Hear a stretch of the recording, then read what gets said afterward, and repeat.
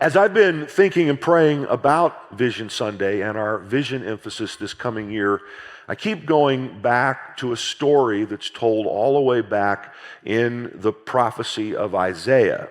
It's about a king you may or may not have heard of named Hezekiah. Hezekiah was 13th in succession to King David, to kind of locate you in time. He reigned about 700 BC, and he reigned for 29 years. And for the most part, he reigned righteously. He did a great job. Judah experienced a season of success under his leadership. But he missed something very significant at the end of his reign that really colors the way that we think about him in total. So there's a well-known story about how he became very sick, and Isaiah the prophet came to him and said, you need to get your house in order because you're going to die. And Hezekiah prayed a really passionate prayer, asking God to give him life. And God speaks to Isaiah, and Isaiah comes back, speaks to Hezekiah, and says, God has promised he's going to give you 15 more years of life. Hezekiah is now reinvigorated, full of new life, full of promise. And he's enjoying now the success of his reign. And one of the things that happens, very significant, is an emissaries come from the Babylonians to visit Hezekiah to ask him about his success. Hezekiah is flattered by their visit, and they ask to see his treasuries. He shows the Babylonians, which was then a rising power, his treasuries. He shouldn't have done that. Isaiah the prophet shows up and says, Hezekiah, who was here? He told them. And what did you show them? He told them. And Isaiah said, you showed the Babylonians your treasuries? And then Isaiah said to Hezekiah, Isaiah 39, days are coming when all that is in your house, which your ancestors have stored up until this day, will be carried to Babylon. Nothing will be left, says the Lord. Some of your sons, your own descendants, whom you fathered, will be taken to become eunuchs in the king of Babylon's palace. Hezekiah said to Isaiah, the Lord's word that you delivered is good. Since he thought, that means there will be peace and security in my lifetime. Now, it's amazing to me and amazing to anybody who's read and studied this, that this fundamentally decent person and successful leader would find that this prophecy was good. He was promised peace in his lifetime, but the next generation, his own children, would lose everything, suffer exile, and other unspeakable atrocities. Hezekiah did not appear to care about who was next. He had been given life. He had been given new life, a new lease on life. But he didn't care about the lives of others, at least not as it had to do with who came next. You see the story, right? Hezekiah, everything's going to be good during your lifetime, but your kids are going to be exiled to Babylon and you're going to lose everything. And he says, this is a good prophecy because everything's going to be good for me. Jesus taught us that part of the way we're to think about life, if we're going to follow him, is to always think about others, to never just think about what we have ourselves. In fact, he said in the Gospel of John, my command is this, love each other as I have loved you. Greater love has no one than this, to lay down one's life for one's friends. Great love is shown when we think about more than just ourselves. We are never to care just about what we have, but we're also supposed to care about what others have or what others don't have. And this is especially true with the new life that we have been given. The life in all of its fullness we experience from Jesus. All the blessings of the abundant life that we live. We're supposed to not just say we're blessed, thank God that's it, but we're supposed to be asking the question, how do we help others have this too? And this is part of why in Christianity, sacrificing for others is a very positive, even necessary practice. We must be willing to see beyond ourselves and sacrifice for who is next. And one of the many things that I love about the people of this church is that there has always been a willingness to not just be content with what we have, but to always think about who's next and to be willing to sacrifice for them.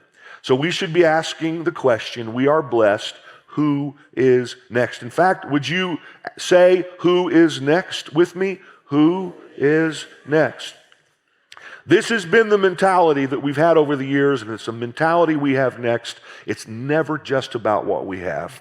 So this is why our mission here at TLCC is to inspire people to the life God dreamed for them as we spread his love in ever-widening circles. We want to help you live the life God dreamed for you, but part of that is to connect you to something bigger than yourselves.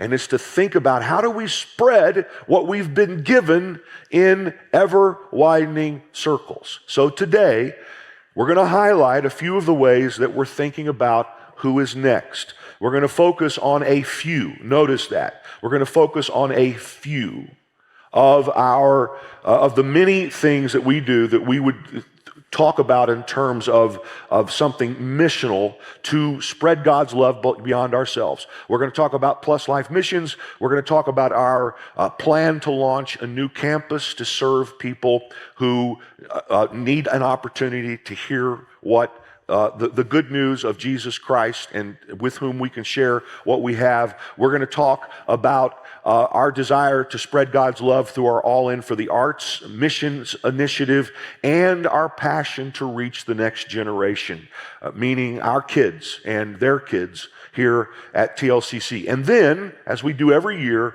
in our one offering beyond our regular tithes and offerings, our Christmas missions offering, we're going to give you an opportunity to sacrificially give or pledge to give to fund these and other missional initiatives through this year's Christmas missions offering. And then, as I said, we're going to close the day by, modeling what this is all about. We're going to couple this today with Baptism Sunday. There's a lot to get through, and we're going to move quickly and hopefully in an interesting way so that we can all be focused on this idea of who's next. So first, I want to spend a few minutes interviewing two of our key leaders in two of our initiatives in our Plus Life Missions program. I'm going to interview Tiffany Fiore, who is a leader in our Newark YMCA ministry to the 260-bed homeless facility that's there, and Russ Hammonds, who is a leader in our relationship with Adopt One Village. Everybody, please give a great big hand for Tiffany and Russ. And thank you guys for being here. Thanks for having us. Thank you. Now, I'll just say this very quickly. I think it's really important. You'll see on the screen behind me, I hope, that you'll get a sense of the number of partners that we have, both globally and locally, in terms of spreading God's love in ever-widening circles. We're going to focus on two of those. But a real quick example of something else that, there are a lot of things we could talk about, but something that just happened, it was our Thanksgiving basket drive. And you might say, well, that's a nice thing. The truth is, we've done this for years, but I asked some questions about that this week that I hadn't asked for a while, so I could learn a little bit more about what we're doing. And we served over 250 families, not just Thanksgiving dinner, people in need, turkeys, all the fixings, but we also, our team and all of you provided groceries for each of those families that would last them up to their next paycheck, which means the 250 plus families we served represent about $30,000 of feeding people in need during the Thanksgiving season. And one of the things that I also asked for this week was a report. Tell me who is leading this. Tell me who some of our corporate partners are, which we have some. And for those of you who are engaged in this, and there's quite a team of people engaged in this, I just am so grateful for the work that you guys do. It's amazing the ways that we're able to serve, and that's one example of the many things we do that we really don't talk enough about. Now, having said that, let's dig kind of deep into two of our many missional initiatives. And first of all, by way of introduction, Tiffany, tell us just briefly about your family, how long you've been here at TLCC, what do you do vocationally, so people can have a sense of who you are. My name is Tiffany. My husband Jason and I, we live in West Caldwell. We have our daughter Abby, who is 6, and our son Joey, who is almost 4. I am a physician assistant by trade. I specialize in orthopedic surgery. I'm also full-time faculty over at Seton Hall University's medical campus, part of their PA program as well. And I've had the pleasure of being here at TLCC since I moved to New Jersey, which would have been back in 2010. And you spend a lot of hours serving here, and Tiffany's the kind of person that makes the world go round in a local church. Russ, same question. Good morning, everyone. My name is Russ Hammonds. I am husband to Lauren, father to Shalom, who is 10, and Julia, who is 16. We live in Harlem, and I've been attending the Life Christian Church for 18 years, which has been wonderful. For work, I work as a television producer, specializing in post-production for our dramas mostly. The last show I worked on is called The Diplomat and is on Netflix. Thank you, Russ. And Russ, I will also tell you, is a member of our Board of Deacons here at the Life Christian Church, so one of our key leaders here at the church and has been for many, many years. So, Tiffany, give us a brief overview of what your ministry does. Sure. So as a part of the Plus Life local missions, I work closely with the Newark YMCA. Most of the time when you hear of a YMCA, you think of a pool and a gym and a community center. But the Newark Y actually serves as an emergency residency shelter for the community. So those experiencing homelessness can stay there, whether it be financial reasons, social, domestic violence. They even have a floor dedicated to teens who are going through the criminal justice system and are essentially on house arrest with no home to go to. So we've had this partnership with the Newark Y for a long time, which has just been dormant over the past couple of years. So when Kevin Torres and I sat down to think about how we can get TLCC re-engaged in the community, we really thought about the Y because they have so many different needs and there's just a variety of ways to serve. So the first thing that we revamped was the Birthday Club. So the Birthday Club celebrates children who are currently residing under that emergency residency program, who are celebrating birthday during those dedicated months.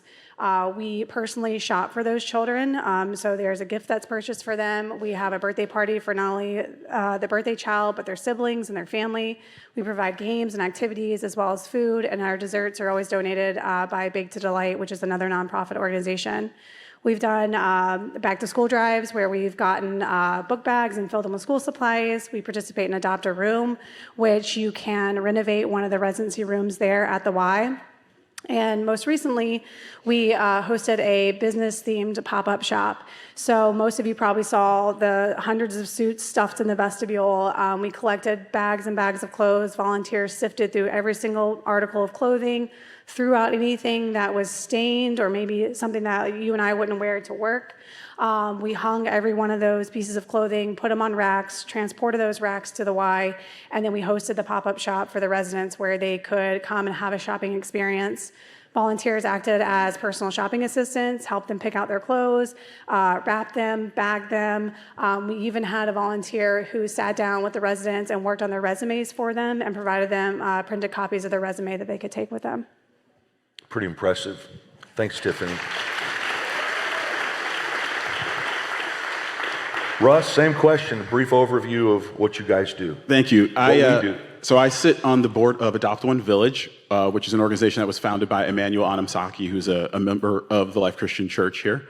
And our organization exists to serve communities of people who live in the most rural areas of Abitifi, Ghana. And we endeavor to raise the quality of life for the people who live in those villages, and we focus on 3 key areas of education, healthcare, and infrastructure.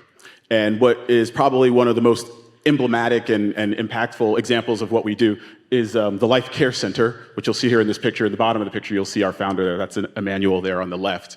The Life Care Center is a full-service healthcare facility that was built by the grace of God and with lots and lots and lots of support from the people of the Life Christian Church that now sits in the village of Yatenkarang, which was kind of the inaugural village that we serve. And prior to the existence of the Life Care Center, folks who lived in that village and in other villages had to travel miles and miles and miles and miles and miles just to get basic health care. And now that we've built it, the people who the people who govern that area have staffed it, and we call it the Life Care Center because the initials of that are TLCC. And as I mentioned, we would not have been able to get it done without the support of the people of this church. We also sponsor children in their educations for high school and college. We build wells. We do clothing and bicycle and shoes and other donated goods distribution to the folks who live in the village. And when political conditions are favorable, we're even able to exercise a little bit of influence to get roads built, which is, highly impactful in areas like that are remote. Thanks, Russ. Thanks, Russ. I've had the privilege to be there in Ghana with you guys, and what you're doing is just absolutely amazing. It's amazing. So, Tiffany, give us an update from this past year on what's been accomplished, or share a story with us. Sure. So I'm really happy to see that the Birthday Club is becoming a consistent event. With the generosity of the TLCC community, we almost always have all the gifts donated and purchased for us. In addition, I just wanted to highlight one of the events that we did for the Adopt-A-Room. We partnered with Alex Soto and the Red Line Youth. These kids got together and decided to renovate one of the teen rooms I had mentioned before. They came up with every single idea, whether that was a basketball hoop, a journal to put in the room, LED lights. They made a whole shopping list. We got the list, but most impressive, we got them to show up early on a Saturday morning and do the renovations themselves. So I just wanted to kind of give them a shout out for that hard work that they put together. Yes. And the last thing that I'll mention is most recently during the pop-up shop, I was having just a casual conversation with one of the residents as she was shopping, and she happened to mention to me how nice it was to be able to look through these clothes without having to sift through bags of dirty and stained clothes that were donated. And it just made me kind of really think about what we do here and how it's not just that we get together and decide to do a good deed, but that we want to do it with love, and we want to do it with care and compassion and give them something beautiful and the respect that they deserve. We call that the TLCC way, Tiffany. That's the TLCC way. That's great. Russ?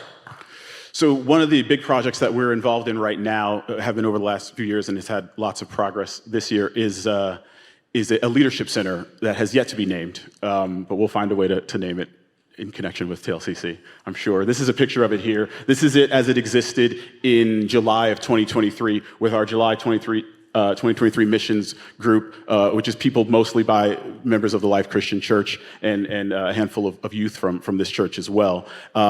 The next picture will show you what it looks like now, and just the progress that we've gotten done. Getting the roof completed is a big deal in terms of our progress, and again, something we'd not have been able to complete without the people of this church. What's significant about the Leadership Center, there are a lot of things that are significant about it, but to kind of illustrate one thing that's significant, I'll tell you just this story. There's a member of this church who's a big supporter and longtime supporter of Adopt One Village, a woman by the name of Dr. Hortensia Kelly, and she heads up our medical efforts at Adopt One Village. And this past year, she took some time off from work and went to Ghana on her own, outside the context of one of the mission trips that we do as a group. I think she took her kids with her and just went to serve in the village of her own accord, on her own dime. She paid for her own accommodations in a place called the Ramsey Center, which is where we stay when we go on the missions trips. And, out of the kindness of her heart and, and her love of the organization.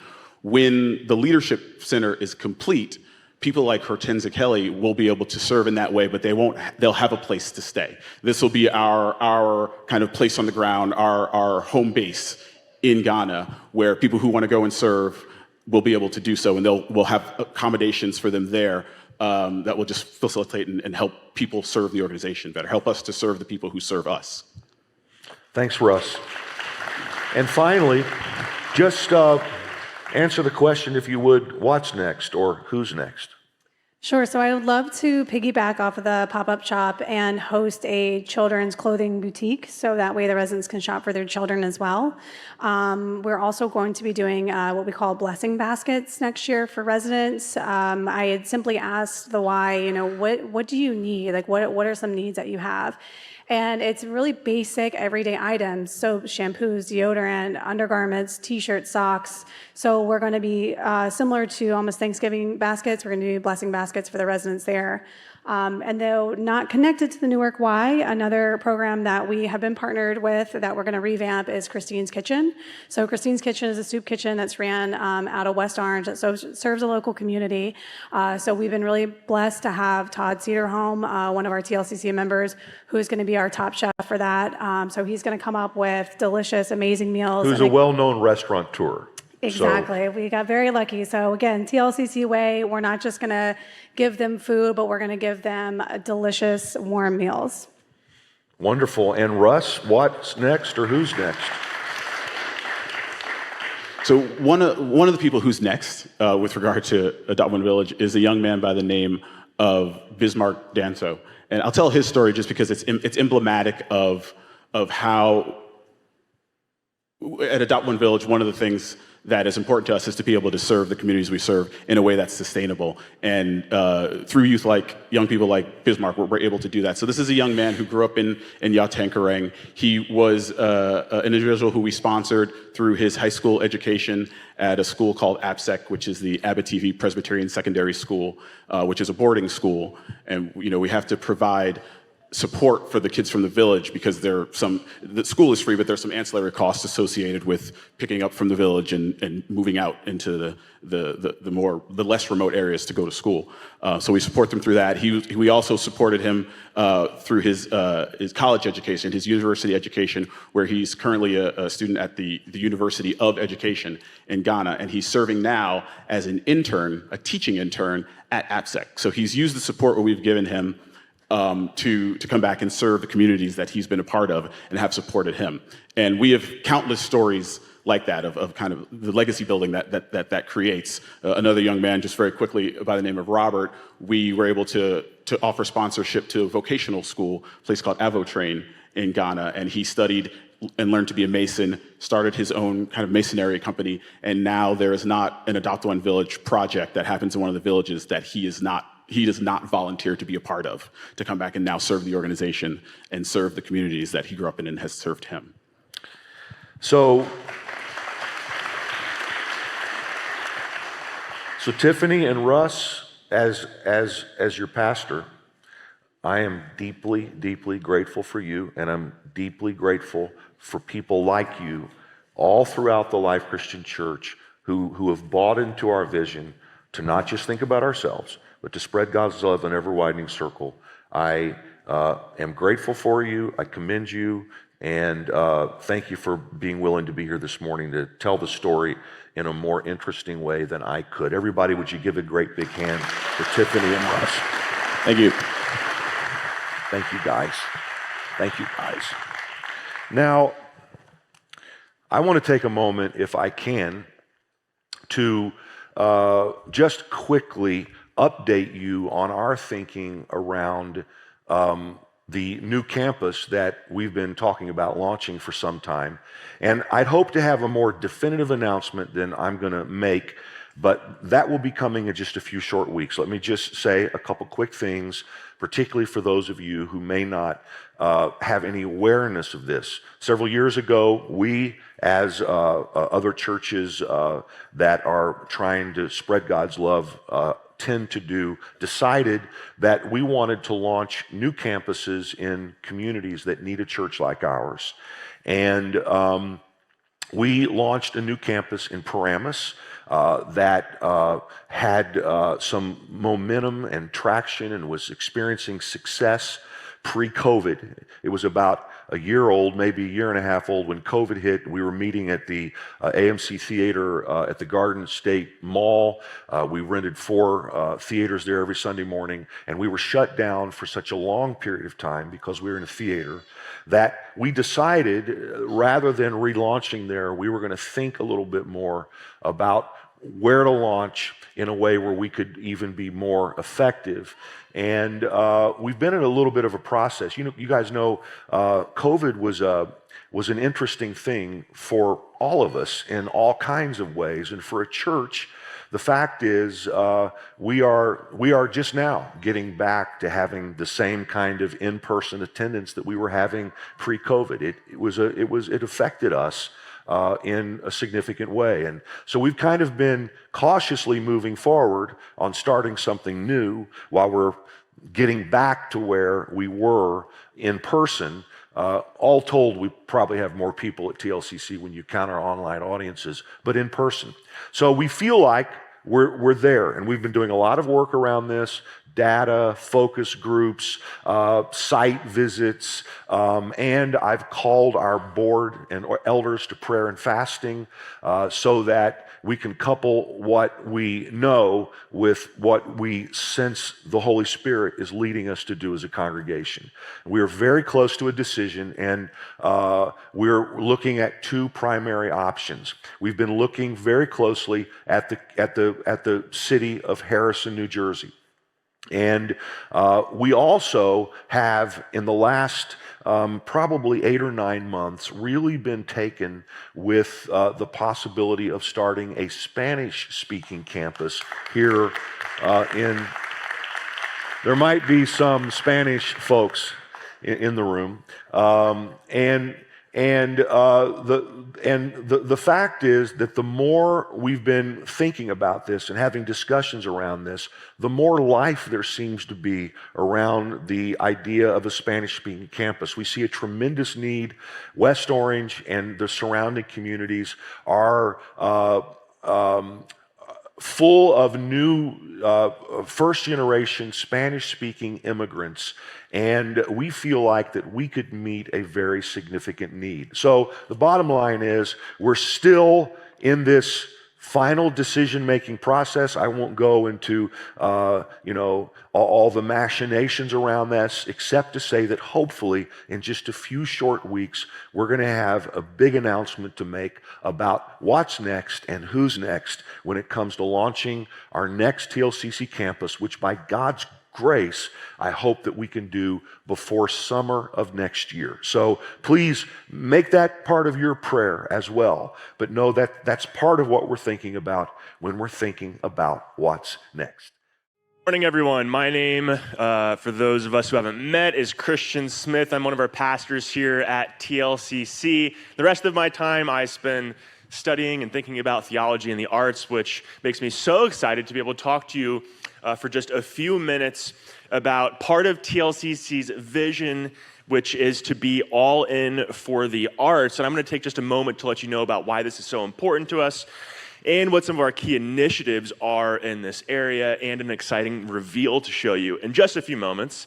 But first of all, let's talk about why we believe that we should be all in for the arts. See, we believe that God is a God of beauty, and that when we look around creation and we see natural beauty, such as in kind of rolling mountains and hills, or when we see a beauty in a sunset, or in kind of a spiraling, enigmatic tree, we see these moments of natural beauty, as well as human-made beauty, such as in films or poetry, music, literature, that when we see these and experience these moments of beauty, that it is telling something to us about the ultimate creator, and therefore something about who God is.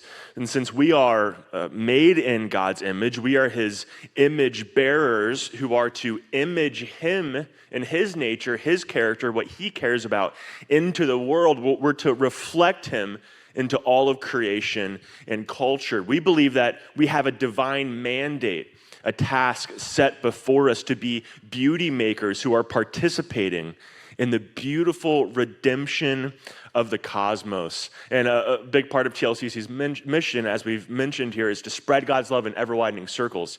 And a lot of that comes from Acts, when Jesus is commissioning out the disciples to go and spread the news, to be witnesses of the gospel and of who God is to the ends of the earth, spreading it out. You also have this wonderful sense of that in Genesis, where you have Eden, which is this beautiful place, and surrounding Eden, you have the wilderness, which is unkempt. It's inhospitable to life, to flourishing.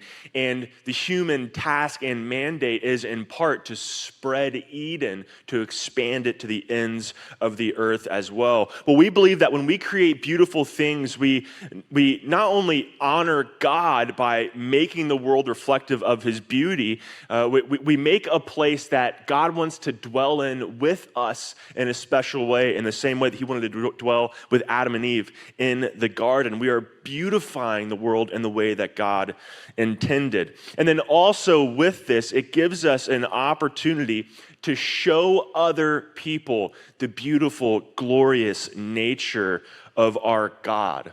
The arts, as we all know, has a unique capacity to capture our imaginations, to ignite desire within us, to help us experience a truth rather than just hearing or learning a truth. And this is one reason why we put so much effort into our TLCC Christmas show every year, and it's coming up, so make sure that you get tickets for that. We put so much effort into our show, into our window displays, into our lights, and so much more, not just because it's something fun for us to do. You check a box, Christmas, it matters, you have to put some sort of event or program on. It gives us an opportunity to, one, offer something of praise and thanksgiving to God, but it gives us an opportunity to share the news of the Savior coming into the world, but even more so, not just share the news, but show the news about the Savior coming into the world. We're not just telling it, we're inviting people into the news, to experience the news, to feel the need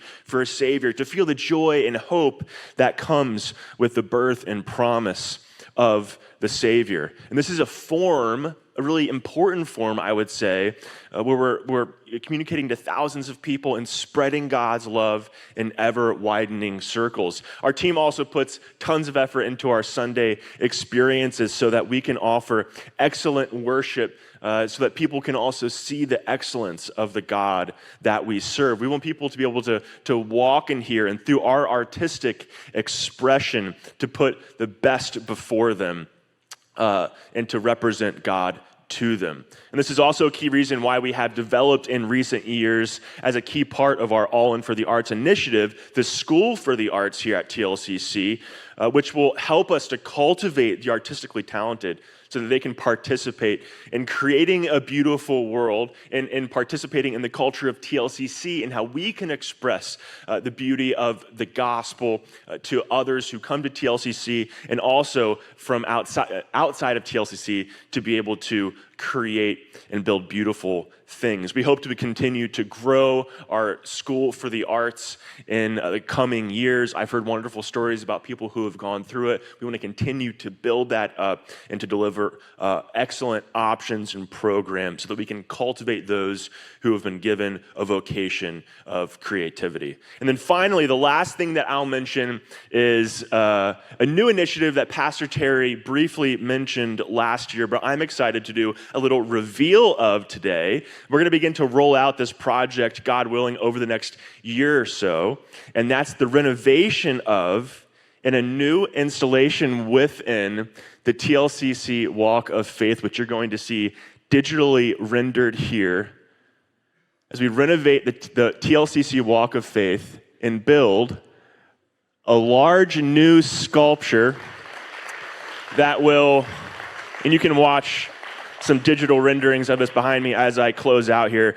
We hope that it'll be pretty massive sculpture of this cross will help to kind of be a beacon of hope for people who are driving by the 747 campus, who can see what we represent, who we are about, and if people want to experience hope and the love of God, they know that this is a place that they can receive it. And also, we hope to build it as an offering to God of our gratefulness to him, something beautiful to offer to him. Now, we're in the very early stages of this process. This is a very early rendering. We have a long way to go. We have to continue to crunch numbers, but we have and work with designers and contractors and all of that. We have been working with a designer named Robert Minervini, who learned and worked under his dad, Tony, who made tons of significant pieces, such as an 8-foot-tall copper statue of Mary on Our Lady Chapel of St. Patrick's Cathedral in New York. They've done work for the Pope, for major fashion brands, airports, etc. And we look forward to continuing to work on these designs with world-class artists and to be able to build something that represents the beauty of God to our community around us. We hope that all of you will join us in being all in for the arts. Thank you. Thank you, Christian. And let's talk about one more thing. Let's talk about who's next in terms of the next generation.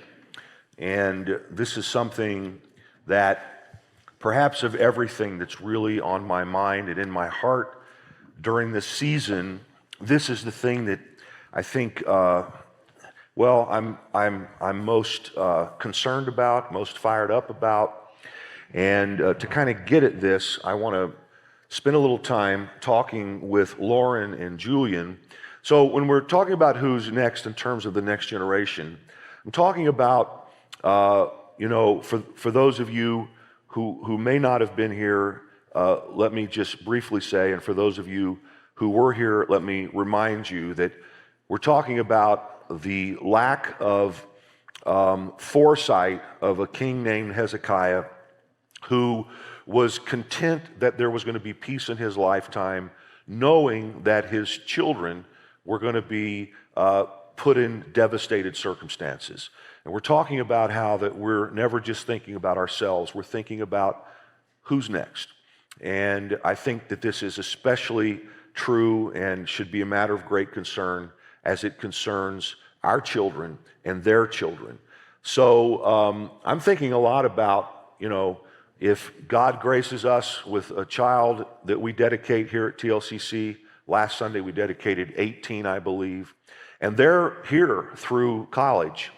How are we thinking about launching them into the life God dreamed for them in a holistic way from the moment that we are given the privilege to influence them and their family until the time that they are sent off to live the life God dreams for them, or in the case of Julian and Lauren, until the time that they go to college and then leave college and come and join our staff team. That would even be better.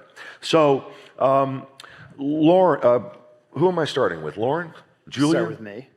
Julian, let's talk for a minute just about how old you were when you came to the Life Christian Church. So I was 7 years old. It's about 25 years ago. Our family started coming here.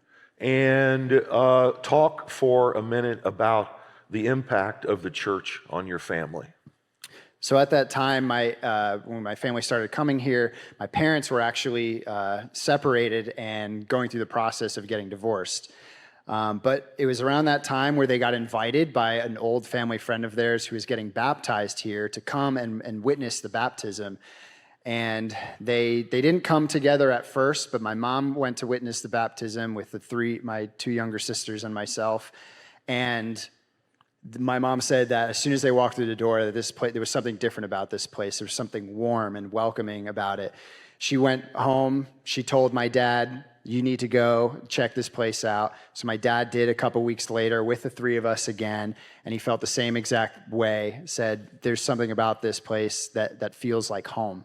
And since then, they've been coming week after week since that. They decided not to get divorced. Exactly. God had redeemed their marriage, and 25 years later, I'm here working at the church, and I never left. So I hope you heard him say, here he is 25 years later. And actually on staff here at TLCC, and sitting beside him is his beautiful wife, who also is on staff here at TLCC. So Lauren, same thing. How old were you when you came to TLCC, and how did your family's experience with the church affect your family? Yeah, so I came a little bit later. I was a freshman in high school, so I was about 14 years old. And I had been going through a pretty difficult time. At that time, literally 2 weeks prior to coming to TLCC with my family, after we had been searching for a church for a little while, I had experienced my first, I guess, brush with young death.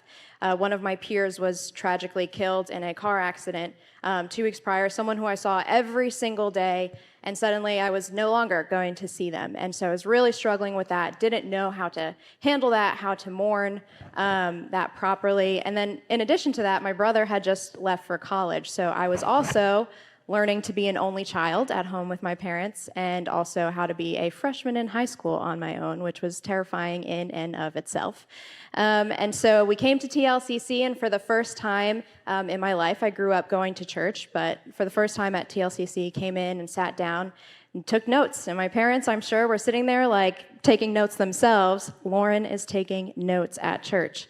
And then after that, my parents tell me, in retrospect, I was just living my life. I didn't realize, but when I went home, I was a completely different person. I had completely changed behaviorally. So if they asked me to do something, I did it right away, no talking back. And also, I was just happier and more peaceful. And my dad tells me that I looked at him and I said, "Dad, this is the place that we need to be. This is the place that we need to make our home." And so we've been here ever since.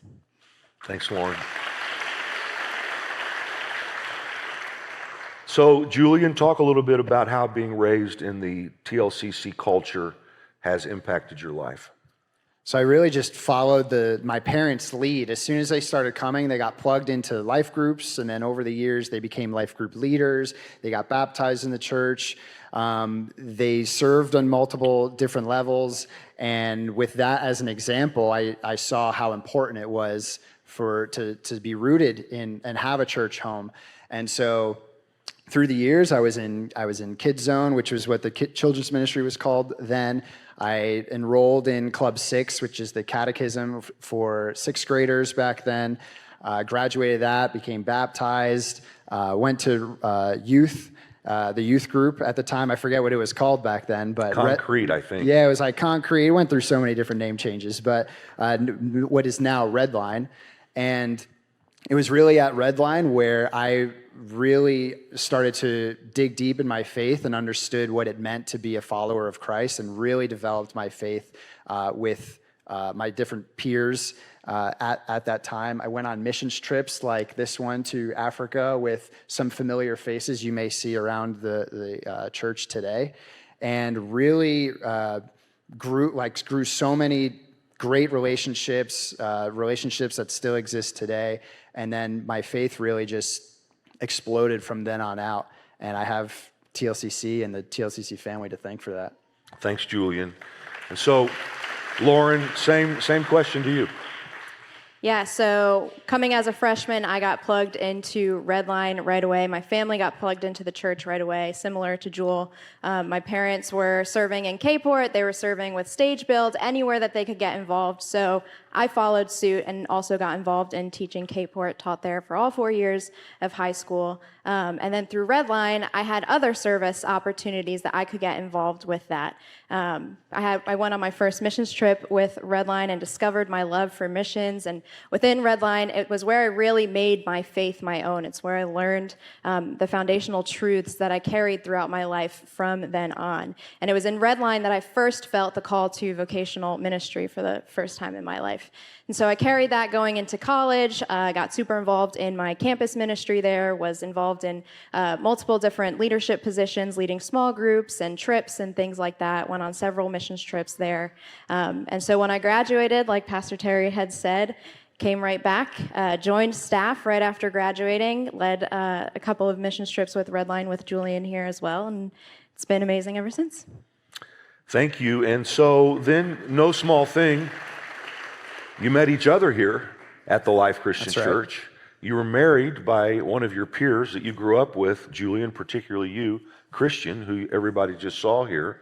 And the question then is, for the two of you, who's next? Well, Pastor, so glad you asked. If many of you may be already aware, but Lauren and I are actually expecting our first child.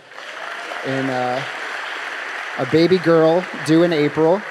And, thinking back to just what has happened generationally through our lives, seeing our parents really grow in their faith, ourselves, our witness to the life that we've grown in Christ, we're just super excited to be doing that with, the next generation and knowing the importance of being rooted in such a place as this. So here's the deal, and we'll start wrapping up this segment with this. What I'm thinking about right now, at this stage of my life, I know it's going to stun those of you who don't know me well to hear that I'm 61. I know you thought he's a nice-looking 50-year-old man, but that's actually not the case. But as a 61-year-old man who's led this local church for 32 years, what I'm thinking about right now is I'm thinking about your baby. And I'm thinking about our kids. And I'm thinking about who's next. And I'm thinking about the responsibility that I have put in Hezekiah's position to not miss the moment where I say, what we have is pretty good. In fact, what we have is great. But I want to know what we're going to have when I'm gone. Now, I hope I'm not gone 25 years from now, but I won't be sitting here playing this role. If I am, somebody get rid of me, okay? But I hope to be sitting out there and see your daughter succeeding in her life in some powerful way. And so we are intending in this next season to make a commitment to make investments in our next gen ministries that go beyond anything we've done before, beginning with just investing in a renewal of everything we're doing. We've got great children's ministry. We've got great youth ministry. We want to continue to develop those to make them everything that they can be. We want to improve everything we do. And to that end, one of the significant things we're doing, and I'm considering this a missional initiative this year, is that it is our intention within the next several months to make a new hire, a new position here at the Life Christian Church that we're going to call family pastor. And the family pastor will oversee our K-Port staff, our Red Line ministry staff, and be tasked with the responsibility to think systemically and to enact strategies that help us think about creating a thorough line of a through line of learnings and experiences for our children, where we ask the question in a holistic way: how are we going to serve Julian and Lauren's baby? And how are we going to serve Julian and Lauren as parents in a intentional way over the next 25 years? What is our plan for Lauren's baby? I don't know that we're going to actually call it that, but I hope that you get the point. And it's not just about serving the child, it's also about serving the parents. We want to step our game up in a major way to come alongside parents. Obviously, you have the most important responsibility in the world. We want to ask the question, how can we serve you better? Especially against the backdrop of this crazy world and culture that our kids are being raised in and that you guys are trying to parent in. How do we live in a countercultural way that reflects the teachings of Jesus Christ and the Christian church, and that helps our kids not only survive, but thrive as children, as young people, and as they move on into their lives? Now, for one part of this coming year, we're going to launch a very significant ministry that's going to be a really big deal for our church, I hope, for a long time to come. We are intending to establish a partnership with a ministry called Awana. Some of you will be familiar with this. It's the largest child and youth discipleship ministry in the world. They serve over 5 million children a week outside of Sunday morning through a weekly event that is really all about teaching kids Scripture and helping them discover the success that comes when they're full of God's Word. How are we going to inoculate the next generation from the craziness of the world around them? We're going to fill them. We're going to vaccinate them, if you please, with the Word of God.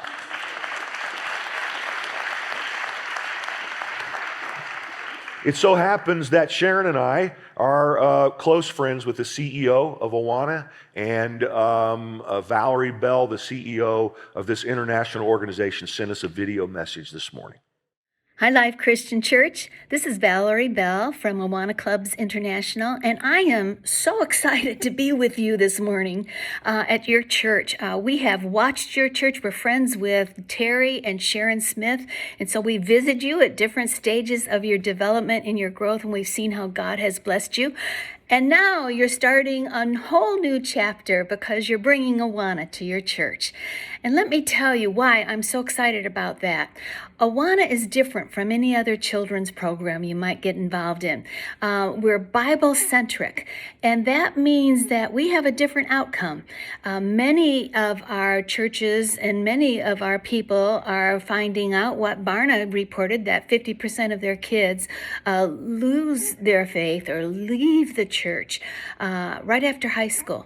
But independent studies of Awana indicate that of the people we studied, 1,000 of them from age young kids to over 70, 97% of them are still walking with the Lord and are following the Christian faith, which is amazing. And then we also found that 92% of them said yes, they would put their kids in Awana and have them go through that just like they did. And so we are just so excited to be able to bring to you something that will create a lifetime of discipleship, that will create the learning tools and all the things that children need to become followers of Jesus for the rest of their lives. So that's pretty exciting. And then secondly, you're going to be part now of a global community where there are amazing God stories being written.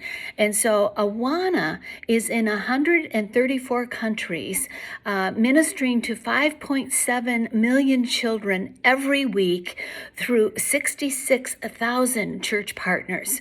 And the network of belief, the network of working out their faith in their cultures, you're going to be a part of that. And I promise you, those God stories from around the world will blow you away.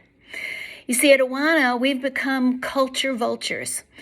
We don't just want to get through this year. We want to prepare these children to be a resilient generation of disciples so that in 2050, they will have been given everything that we can give them, everything we can anticipate that they need to be able to lead the church and influence and engage the culture. And so we want to raise them to be resilient, and by that we mean able to flex and bend under the weight of culture without breaking. And then last of all, this is going to change your church positively.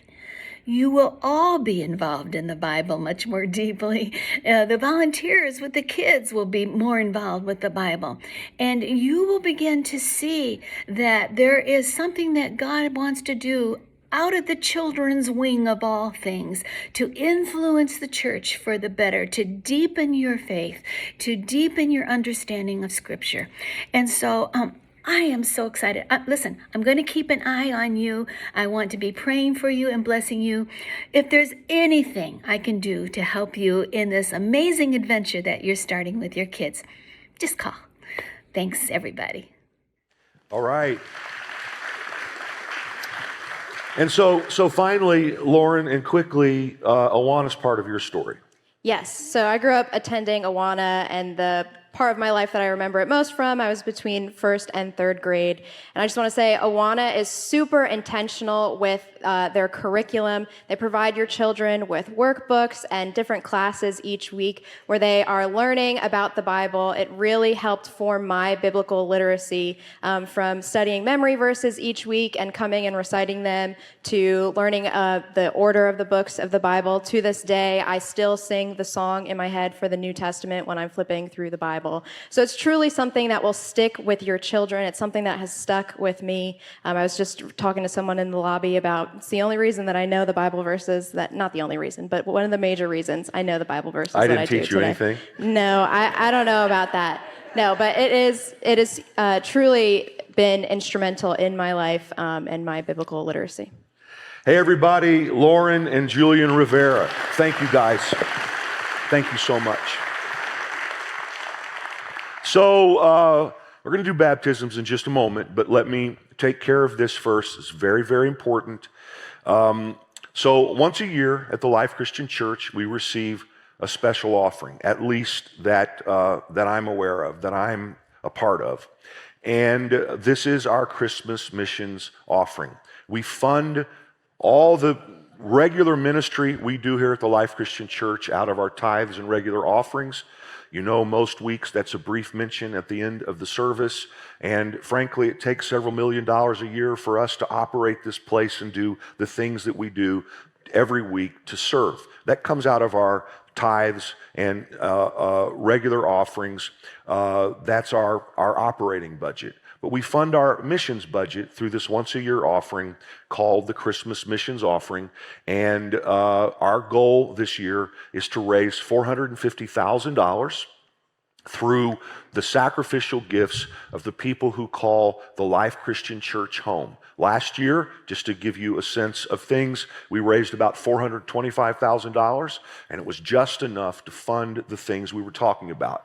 Why would we call something like the Next Gen Emphasis a missional initiative? Well, we're seeing our kids as a mission field, and sometimes to get something started, we need seed money. So let's say, for instance, to hire the family pastor, not a part of our budget, but the seed money will help us do that, and then the growth that comes, our experience has been over the years, will allow us probably by next year to be funding this out of our operational offering, but we need something to kind of get it going. And then we need the funds to do all these other things that we're talking about. I'm not going to belabor the point. We've told the stories today. When you walked in, you received a brochure and you received a pledge card in an envelope. And I'm going to ask, if I may, as your pastor, to all of you who consider the Life Christian Church your home. Of course, anyone's welcome to participate. But for all of you consider the Life Christian Church your home, I'm going to ask you to take this commitment card out for just a moment and to look at it. And I'm going to ask you today to respond in some way today to what you've just heard. And there are 3 ways I would encourage you to think about responding. First of all, if you want to give your Christmas missions offering today, then you will have that opportunity, of course. Secondly, if you want to make a pledge as to what you will give between now and Easter of next year, the last Sunday of March, then you can note that pledge here. Now, we've learned that many folks take advantage of end-of-year giving, and that much of the offering will come in the next 4 weeks. But we want to give the opportunity for folks to, if they want, to pledge to give between now and next March. We know bonus time for many of you is in the early part of next year. So we're just trying to make sure that everyone has ample opportunity to do what's on your heart to do. Thirdly, you may say, I'm not ready. I don't know what I want to give today. I don't know what I want to pledge today. And that's okay. But what I'd like for you to do then is to say, I'd like for you to write on the note, Pastor Terry, I'm praying about this. Maybe I'm talking to my spouse about this. I'm talking to my financial advisor about this, whatever. And I will make a pledge and give in these next few weeks, either make a pledge or give in these next few weeks before Christmas time. And what we do around here, it's a wonderful tradition. We've done it for many, many years. We keep a manger here during the Christmas season in front of the stage, and we ask people to bring their commitment card and or when you give your gift to the manger. Now, I know you may use technology to give. That's 90% of our offering comes in through electronic means. But it's an awesome thing to take a moment, take a physical action, and at least tell us what you intend to do on the card. And as we baptize folks over the next few moments, I'm going to ask you to tell me whatever you can, put it on the card, bring it forward, put it in the manger. Again, as we're singing and doing baptisms over the next little while, you'll have the opportunity to do this. I hope I've communicated clearly. Thank you, guys. Would you please stand with me?